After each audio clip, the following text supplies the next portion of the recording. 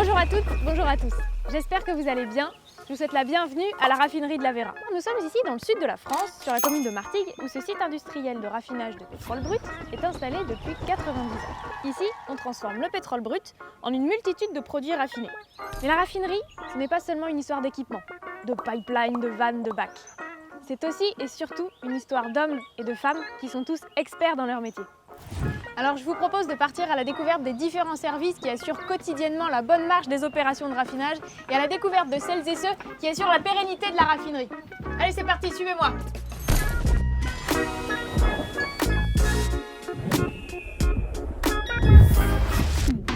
Commençons par la direction commerce. Ce sont eux les véritables chefs d'orchestre du site. C'est ici que Ludo et l'équipe gèrent en permanence le tempo de la production. Alors Ludo, expliquez-nous un petit peu ce qui se passe dans ce service. Donc nous ici, Julie, on gère l'approvisionnement du pétrole et des matières premières, puis leur transformation en produits intermédiaires dans les unités, et enfin les mélanges finaux pour que les produits répondent aux spécificités. D'accord, très bien. Et alors en termes de produits finis, ça donne quoi? En fait, vous les connaissez déjà, puisque ça va être l'essence que vous prenez à la pompe, le fuel avec lequel vous vous chauffez, ou encore l'asphalte et le bitume sur lequel vous roulez. Mais aussi, et levez les yeux au ciel avec moi, le kérosène qui alimente les avions. Et il existe aussi un service dédié qui s'occupe de la vente de ces produits finis. Salut Julie! Mais alors ces produits finis, qui s'occupe de les mettre en mouvement?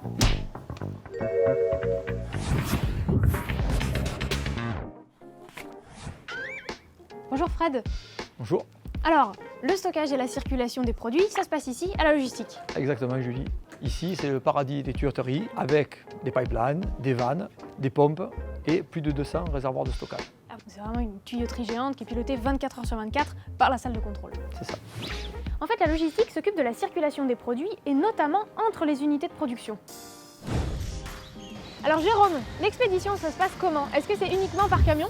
Oui, mais pas seulement. Nous avons aussi nos expéditions qui sont faites par rail, nous avons nos expéditions qui sont faites par la mer et aussi par pipeline qui traversent la France et qui alimentent les dépôts. D'accord, très bien. Mais alors, avant d'expédier les produits finis, il faut bien le transformer le pétrole. Bah oui. Et oui. Et bien ça tombe bien parce que justement, on se dirige vers les unités de production et de fabrication. Alors ici, on est vraiment au cœur de la machine, au plus proche des équipements. Alors Laurent, c'est ici que vous et le personnel d'exploitation, vous veillez au grain. Non Julie, ici on veille au raffinage. C'est pas faux. Alors, qu'est-ce que vous faites dans ces grandes salles? Eh bien, notre job c'est de piloter en permanence les unités, de les arrêter et de les démarrer. D'accord. Alors il faut aussi conditionner les équipements pour assurer la sécurité sur les interventions de maintenance et aussi pour accompagner les travaux. Oui, tout à fait. On surveille les installations 24 heures sur 24 et on assure le suivi 7 jours sur 7. D'accord. Alors vous aurez compris, la logistique et la production, ça ne s'arrête jamais. Mais alors, tous ces écrans de surveillance et de conduite, ça fonctionne comment? Eh bien, c'est ici que nous allons le savoir parce que nous sommes ici au département technique. C'est dans ce premier service du département que sont conçus et gérés les systèmes de conduite qui permettent le pilotage des différentes unités à distance. Alors Mathilde, expliquez-nous un petit peu comment tout ça fonctionne. Alors ici, on utilise des centaines de capteurs instrumentés pour agir sur des vannes ou des pompes de façon automatique ou bien à distance via nos écrans. La direction technique, c'est aussi la gestion des applications logicielles qui sont nécessaires au bon fonctionnement de la raffinerie. Mais pas que, n'est-ce pas Hugo? Exactement Julie. Nous travaillons aussi sur l'optimisation de la production, l'amélioration des procédés, mais aussi la concrétisation des projets d'avenir pour le futur de la raffinerie. D'accord, merci. Avec plaisir. Ça va, vous suivez toujours? Il en faut de l'énergie, hein? Eh ben ça tombe bien, parce que justement, on y va à la direction de l'énergie. Vous l'aurez compris, il faut partir du pétrole brut, qui est une énergie fossile, pour obtenir les produits raffinés. Alors Jean-Noël, vous qui êtes un expert, dites-nous un petit peu de quelles autres énergies on a besoin pour faire fonctionner la raffinerie. Pour faire tourner les machines, pour faire fonctionner nos unités, nous avons besoin d'électricité, nous avons besoin de gaz, d'eau et de vapeur. Et notre rôle, c'est de gérer et d'optimiser la production de ces unités pour faire fonctionner l'ensemble. D'accord, très bien, merci Jean-Noël. Poursuivons la visite. Alors on a vu la production, la logistique, les outils de pilotage, les équipes projets. Mais s'il y a une panne, il se passe quoi? Alors justement, suivez-moi parce qu'on a une équipe de maintenance qui part en intervention. Alors Bastien et Fabien, expliquez-moi un peu ce qui se passe là. La production nous a appelés pour nous signaler une vanne bloquée, donc on va aller voir pour pouvoir diagnostiquer et intervenir ensuite. D'accord, ok. La raffinerie possède des kilomètres de tuyauterie, des milliers de vannes, des centaines de pompes et d'échangeurs. Alors, les équipes de maintenance interviennent directement sur les unités pour éviter les arrêts et elles ont aussi leurs ateliers pour les réparations. Donc, vous l'aurez compris, ça ne s'arrête presque jamais. Et je peux vous dire que ça en fait des interventions. Alors Fabien, comment ça se passe? Ça y est, c'est réparé, tout va bien. Ça y est, c'est réparé, tout va bien. Mais alors les plus gros arrêts de maintenance, bon alors j'imagine qu'il y a les bacs, mais c'est aussi surtout les gros arrêts d'entretien qui ont lieu à peu près tous les 6 ou 7 ans, c'est ça? Oui, c'est ça. 6 ou 7 ans, ça dépend des unités. Après, pour bien comprendre nos arrêts d'entretien, il faut imaginer nos unités de production comme des immenses Legos, avec des milliers de pièces. Ça va d'un petit disjoncteur de quelques dizaines de grammes jusqu'à des appareils beaucoup plus gros de plusieurs centaines de tonnes. Notre rôle dans les arrêts d'entretien, c'est de démonter ces milliers de pièces, de les nettoyer, de les contrôler. Ensuite, on va soit les réparer, soit les remplacer. Et on va rassembler toutes ces pièces pour de nouveau rendre l'unité opérationnelle. Il faut savoir que pour réaliser ces arrêts d'entretien, nous avons besoin de l'ensemble des services de la raffinerie. D'accord, merci Guillaume. Impressionnant, non? Mais qui déclenche le remplacement des équipements et des tuyauteries? La direction inspection et fiabilité, bien sûr. Alors là, on est en présence de 2 inspecteurs, donc attention, il va falloir se tenir à carreau. Alors, Caroline et Eric, qui sont juste là, travaillent dans l'inspection et le contrôle des éléments statiques.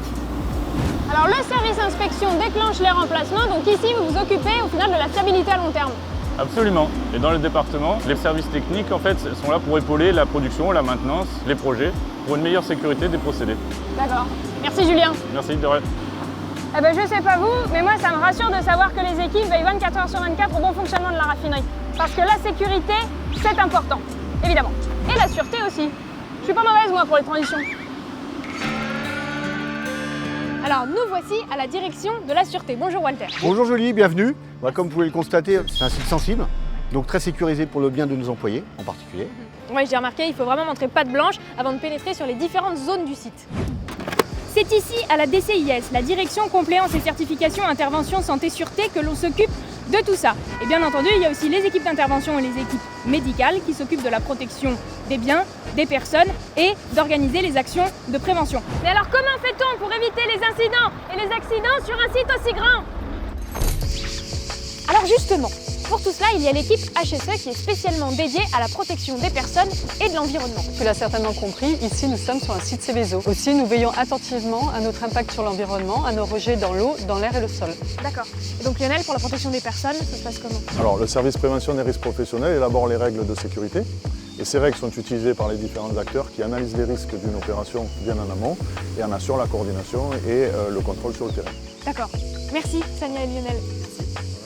Vous l'aurez compris, tout est sécurisé et réglementé et c'est tant mieux. Mais j'y pense. On n'a pas parlé des équipements et des pièces qui sont achetées par la raffinerie. Alors comment ça se passe au niveau de l'approvisionnement? Le rôle de la direction des achats, c'est d'identifier et de contractualiser avec l'ensemble des partenaires qui interviennent sur le site. C'est bien ça? Oui Julie, on a besoin de nombreux fournisseurs pour réaliser nos achats d'investissement et l'entretien de nos unités. Et aussi tous les produits, les biens et les services pour que le site fonctionne. D'accord. Et juste derrière moi, vous avez les équipes qui sont en train de négocier et de gérer les contrats. Oui. Mais dites, puisqu'on parle d'argent, qu'est-ce qu'elles disent les finances de la raffinerie? Si la raffinerie de la Vera fête aujourd'hui ses 90 ans, c'est grâce notamment à des finances très bien gérées, n'est-ce pas Agnès? C'est tout à fait ça Julie. Avec une comptabilité bien rodée, nos équipes assurent le contrôle de gestion, le paiement des factures et toute l'expertise juridique et fiscale. Ah oui d'accord, ça en fait du monde pour gérer tous ces départements. Aujourd'hui, c'est près de 650 collaborateurs qui travaillent chaque jour sur le site de la raffinerie de la Vera avec une incroyable diversité de métiers. De quoi bien occuper Macha et les équipes de direction de la ressource humaine. Oui Julie, ici à la DRH, notre rôle est de recruter, de former, développer les compétences et de gérer les carrières de tous les collaborateurs de la raffinerie. Sans oublier le calcul et le versement des payes à la fin du mois. Vous l'aurez compris, la raffinerie est un bel outil, mais elle ne serait rien sans toutes ces femmes et tous ces hommes qui veillent chaque jour à l'évolution et à la réussite de l'entreprise. Prendre soin de son capital humain pour assurer sa performance et sa pérennité est le maître mot de toutes les directions du site. Voilà, j'espère que cette visite vous a plu. C'était Julie en direct de la Vera, un plaisir de vous rencontrer. Nous, on va à la plage maintenant. Mon chapeau!